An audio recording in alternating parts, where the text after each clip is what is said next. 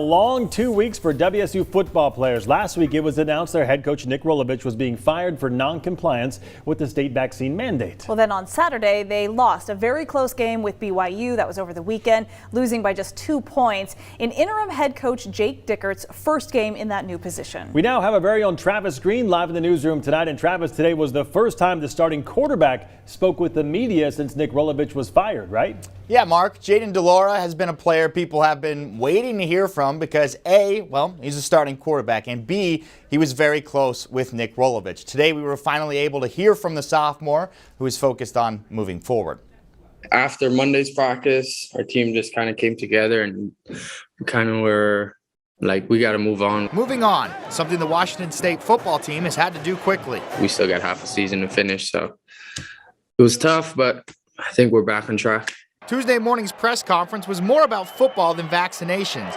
As the Cougs looked to turn the page, it was the first time quarterback Jayden de Laura spoke with the media since Nick Rolovich was terminated. And he was asked about his tweet from that day where he said, quote, "We strongly disagree with today's decision, but we also understand that Cougar football has always been bigger than any one person.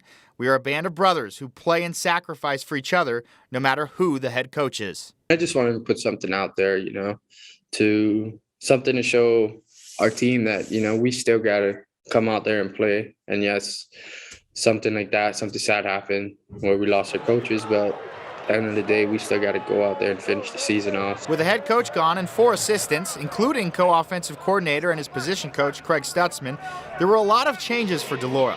Thankfully, the other co-offensive coordinator, Brian Smith, is still around, so the transition hasn't been too tumultuous. I mean, not really any difference. Coach Smitty was calling plays for us in the beginning of the season, so it's just back to what we were doing before. And when it comes to his new head coach, Jake Dickert, that bond is starting to form. He's really professional, and he's really just himself out there on the field, so which I really like. He's not like trying to be too nice. He's just a head coach now.